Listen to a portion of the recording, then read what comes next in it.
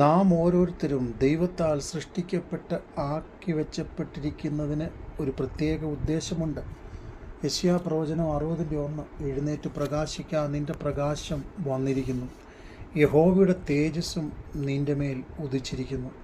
അതെ, നാം സൃഷ്ടിക്കപ്പെട്ട് ആക്കപ്പെട്ടിരിക്കുന്നത് ഒന്ന് ദൈവനാമത്തിനു വേണ്ടി പ്രകാശിക്കപ്പെടുവാനാണ്. അങ്ങനെ നാം പ്രകാശിക്കപ്പെടുമ്പോൾ ദൈവത്തിൻ്റെ തേജസ് നമ്മളുടെ മേൽ ഉദിക്കുവാനിടവരും. അതെ, ദൈവവചനത്തിൽ പല ഇൻസിഡൻറ്റുകൾ നമുക്ക് കാണുവാൻ കഴിയുന്നുണ്ട്. ഒന്ന്, മോശ ദൈവസന്നിധിയിൽ ദൈവത്തോട് ചേർന്ന് ചില ദിവസങ്ങൾ ഇരിപ്പാനിടയായി തീർന്നു. അതെ, അവൻ ദൈവസന്നിധിയിൽ ഇരുന്നപ്പോൾ മോശയുടെ മുഖം സൂര്യനെ പോലെ പ്രകാശിക്കുവാൻ കാരണമായി തീർന്നു. പുറപ്പാട് പുസ്തകം 34-ാം അധ്യായം അതിൻ്റെ 28 മുതൽ 30 വരെയുള്ള വാക്യങ്ങൾ. അതെ, നാം ദൈവസന്നിധിയിൽ ഇരിക്കുമ്പോൾ നമ്മളുടെ മുഖം പ്രകാശിക്കുവാനിടയായിത്തീരും.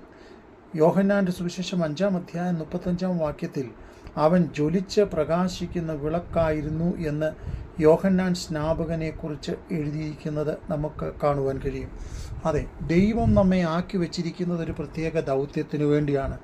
നാം ദൈവസന്നിധിയിൽ ദൈവത്തോടെ ചേർന്നിരുന്നാൽ ദൈവത്തിൻ്റെ കൃപ നമ്മളുടെ മേൽ പകരപ്പെടുകയും നാം ശക്തി ലഭിച്ചിട്ട് ദൈവകൃപയിൽ മുൻപോട്ട് പോകത്തക്കവണ്ണം, ശത്രുവിനെ കീഴടക്കുവാൻ തക്കവണ്ണം ദൈവാത്മാവിൽ ജയവും അനുഗ്രഹവും നമ്മോട് കൂടെ ഇരിക്കുകയും ചെയ്യും.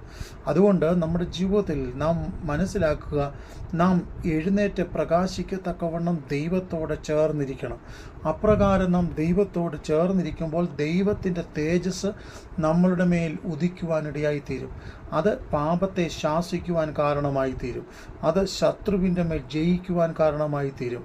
3, ശത്രു നമ്മളെ ഭയപ്പെടുവാൻ കാരണമായി തീരും.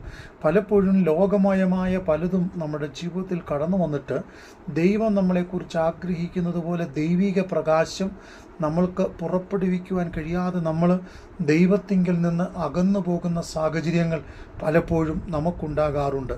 എന്നാൽ ഈ ദിവസങ്ങളിൽ നമ്മുടെ ജീവിതത്തിൻ്റെ എല്ലാ നിർണായക ഘട്ടങ്ങളിലും ദൈവത്തോട് ചേർന്നിരിപ്പാൻ നമ്മൾ തയ്യാറാകുക.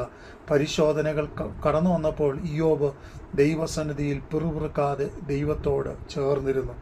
അന്തിമമായി നാം പഠിക്കുമ്പോൾ ഇങ്ങനെയാണ് കാണുവാൻ കഴിയുന്നത്: ഇയ്യോബ് നിമിത്തം തൻ്റെ സഹോദരന്മാർ അനുഗ്രഹിക്കപ്പെട്ടു. തനിക്ക് നഷ്ടപ്പെട്ടത് മുഴുവൻ ദൈവം ഇരട്ടിയായി മടക്കി കൊടുത്തു.